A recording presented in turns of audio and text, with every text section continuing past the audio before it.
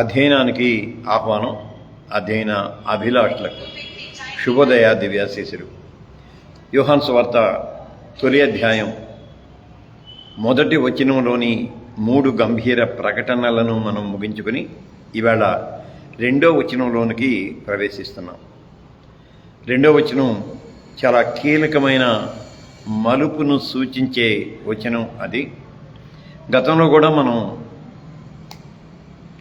5-6 నెలల క్రితం ఈ వచనాన్ని అధ్యయనం చేసుకున్నాం. ఇప్పుడు మరింత విస్తృతంగా దానిని మనం విశ్లేషించుకోబోతూ ఉన్నాం.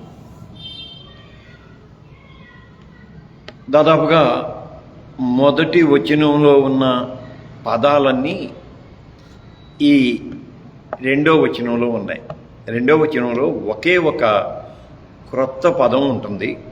అది కూడా చాలా అద్భుతమైన పదం. ఆయన ఆదియందు దేవునితో ఉండెను. ఇది ఇక్కడ ఆయన అనే ఆ ప్రత్యేకమైన పదం ఉన్నది. అది విశిష్టమైన అర్థంతో కూడుకున్నది. మళ్ళీ 1వ వచనాన్ని జస్ట్ అలా గుర్తు చేసుకుందాం. ఆదియందు అనేది ఉనికిని సూచించే భావం, ఉనికి యొక్క భావం. తరువాత వద్ద అనేది సంబంధాత్మకమైన భావం, అంటే ఆ రిలేషనల్ టెర్మినాలజీ. అది స్థితిని చూపిస్తుంది. 3వది వాక్యము దేవుడై ఉండెను అని ఉన్నే, అది కూడా ఏకతను చూపిస్తుంది. అంటే అనాది స్థితిని, ఉనికిని, స్థితిని, ఏకతను, ఈ 3 చెప్పుకుందాం. మొదటి స్టేట్మెంట్ ఉనికి, 2వ స్టేట్మెంట్ స్థితి, 3వ స్టేట్మెంట్ ఏకత. ఈ 3ంటిని తొలుత చెప్పిన తర్వాత ఇవన్నీ వ్యక్తీకరించబడినవి లేక రూపంగా సాక్షాత్కరించబడినవి అని చెబుతూ మళ్ళీ ఆ రూపాన్ని కూడా ఆయన ఆదియందు దేవుని వద్ద ఉండెను అన్నాడు. అంటే ఆయన అంటే ఇక్కడ లోగోస్. 3 వచనాల్లో అంటే 3 ప్రకటనలో కూడా చెప్పుకున్నాం కదా, వాక్యము వాక్యము వాక్యము. ఈ 3 ప్రకటనలలో ఉన్న వాక్యము అనే భావన అది భావన. ఒక్కసారి 2వ వచనంలోనికి వచ్చేసరికి 2వ వచనంలో వ్యక్తిగా మారిపోయింది. అది భావానికి సాక్షాత్కారాన్ని ఇచ్చి ఆయన అని చెప్పాడు. లైవ్లోకి చేరువచ్చిన బిడ్డలందరూ కూడా ఆహ్వానాశీస్సులు. బిడ్డ Kavitha Nittala, Ramesh David Nittala and family, అలాగే రాజశేఖర్ ఇక్కడే ఉన్నాడు, మళ్ళీ వరప్రసాదు, వజ్రారావు, అంతయ్య, అందరికీ ఆహ్వానాశీస్సులు అందిస్తూ ఉన్నాను. సో ఆయన అనే పదం తెలుగులో చాలా మంచి పదం. తెలుగులో నిజంగా అసలు ఏఐ మనకు తెలియని వ్యాకరణ సూత్రాలన్నీ చెబుతుందా అని సంతోషం వేసింది నాకు. ఇంగ్లీష్లో అయితే చక్కగా హీ అనే పదాన్ని వాడతాం, 2 అక్షరాల హీ అనే పదాన్ని. తెలుగులోనికి వచ్చేసరికి ఈ సర్వనామాన్ని అతడు, ఇతడు, వాడు, ఆయన అనే 4 పదాలు ఈ సర్వనామానికి ఉంటాయి. హీ అనే ఆ ఇంగ్లీష్ పదానికి, లేకపోతే గ్రీకులో చెప్పిన హోతూస్ అనే ఆ పదానికి అతడు, ఇతడు, వీడు, లేకపోతే వాడు, ఆయన, ఇలా అర్థాలు ఉంటాయి అన్నమాట. ఇందులో ఆయన అనే పదం సాన్నిహిత్యాన్ని, సంబంధాన్ని చూపిస్తుంది. Very simple. ఏంటంటే చక్కగా ఆడపిల్లలు మా ఆయన అని అంటారు, ఆయన మా ఆయన అంటారు. అంటే ఆ ఓన్నెస్ అక్కడ కనపడింది అనమాట.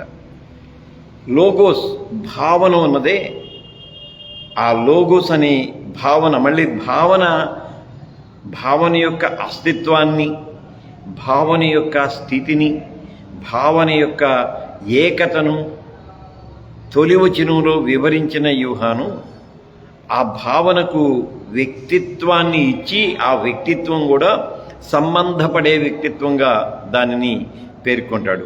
ఆయన దేవుని వద్ద ఉండెను ఆ రిలేషనల్ మోనోథిజం అనే మాటనే మనం పదే పదే చెప్పుకుంటాం. ఇది యోహాను సువార్త అంతట్లో కూడా మన అధ్యయనంలో ఈ ఫ్లోలో నడుస్తుంది. రిలేషనల్ మోనోథిజం అంటే సంబంధాత్మక ఏకేశ్వరోపాసన. తెలుగులో ఇంతకంటే ఇంకొక పదం లేదు. ఏకదైవారాధన అనే మాట వాడకూడదు. ఇది గ్రామర్ రీత్యా, వ్యాకరణ రీత్యా ఏకదైవారాధన అనే పదం వాడకూడదు. ఏకేశ్వరోపాసన అనేది వాడాలి. రెండింటికి మౌలిక తేడా ఏంటంటే, ఏకదైవారాధన అంటే అనేక దేవతలు ఉండి వాళ్ళల్లో ఒకే దేవుణ్ణి ఆరాధిస్తారే దానిని ఏకదైవారాధన అంటారు. ఇశ్రాయేలీయులు బబులోను చెరకు వెళ్ళక పూర్వం వారు ఆచరించిన దానిని ఏకదైవారాధన అని పేర్కొనాలి. తెలుగులో ఇంక అదే పదం ఉంది, కరెక్ట్. అంటే మనకి ఆ సున్నితత్వం తెలియదు వ్యాకరణ రీత్యా. రెండోది ఏకేశ్వరోపాసన, ఇంకా వేరే దైవం లేదు. అది బబులోను చెర తర్వాత స్ట్రిక్ట్ మోనోథిజం అంటాం కదా, కఠిన ఏకేశ్వరోపాసన, అది ఆ స్ట్రిక్ట్ మోనోథిజం, దాన్ని కఠిన ఏకేశ్వరోపాసన అంటారు. అలాగా ఈ లోగోస్ అనే భావన ఉనికిలో, స్థితిలో, ఏకతలో ఒక్కటైన తర్వాత ఆ ఏకేశ్వరోపాసన ద్వారా సంబంధపడిందనమాట, మనిషితో సంబంధపడినందుకని ఆది యందు వాక్యముండెను అని చెప్పిన తర్వాత ఆయన ఆది యందు దేవుని వద్ద ఉండెను. ఇంకా ఆది యందు చెప్పుకున్నాము, తర్వాత వద్ద అనేది చెప్పుకున్నాము, వాక్యము దేవుడై ఉండెను అనే ఏకత గురించి చెప్పుకున్నాము. ఇప్పుడు మళ్ళీ అంటే అనిర్వచనమైన దానిని ఎలాగూ నిర్వచించాలో, అపరిమితమైన దానిని ఎలాగూ పరిమితుని గ్రాహ్యతలోనికి తీసుకొని రావాలో, రూపరహిత దైవతత్వాన్ని సాక్షాత్కారంగా ఎలాగూ మన ముందు నిలపాలో ఆ ప్రయత్నం ఆయన అనే పదంలో యోహాను చేయటాన్ని మనం చూస్తాం. మళ్ళీ ఇది అంటే లోగోస్, ఆయన అనే పదాన్ని అర్థం చేసుకోవటానికి లోగోస్ని మళ్ళీ ఒకసారి జ్ఞాపకం చేసుకుందాం. లోగోస్ అంటే మనం గ్రీకు మళ్ళీ హెబ్రీ సంప్రదాయంలోనికి వెళ్తే, గ్రీకు సంప్రదాయంలో అది ఒక సూత్రము మాత్రమే, ఈ ప్రిన్సిపల్, ఇది విశ్వగమన నిర్దేశిక సూత్రము అని నేను అన్నాను కదా, అది ఒక సూత్రము మాత్రమే.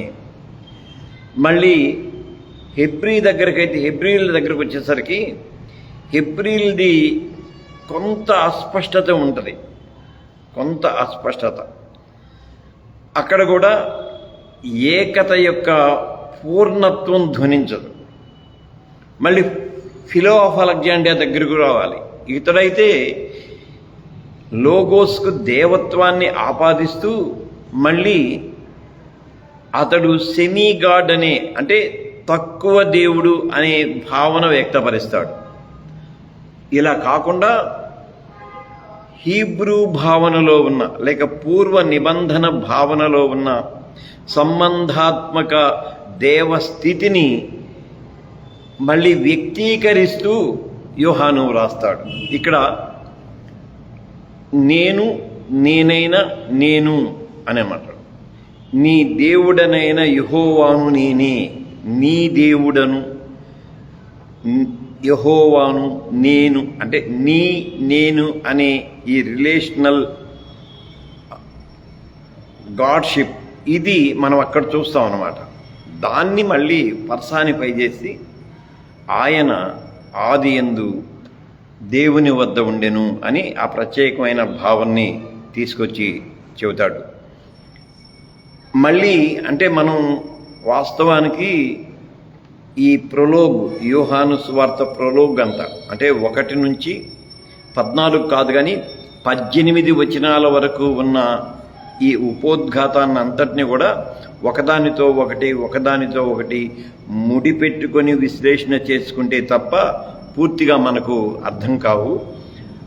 ఆ తరువాత వాటిని మిగిలిన భావనలతో మనం అక్కడక్కడ సంధించుకుంటూ లేకపోతే జత చేసుకుంటూ వస్తాం. అందుకని ఈ 18 వచనాలను మాత్రం చాలా జాగ్రత్తగా మనం మనసులో పెట్టుకొని ఉండాలి. మళ్ళీ ఉనికి మీద, అంటే ఉనికి యొక్క నిత్యత్వం మీద ఆయన అనే ఆ సాక్షాత్కారాన్ని ఉంచుతున్నాడు. అవిభాజ్య స్థితి అయిన దేవతత్వం మీద మళ్ళీ ఆయన అనే ఆ ప్రత్యేకతను ఉంచుతున్నాడు. మళ్ళీ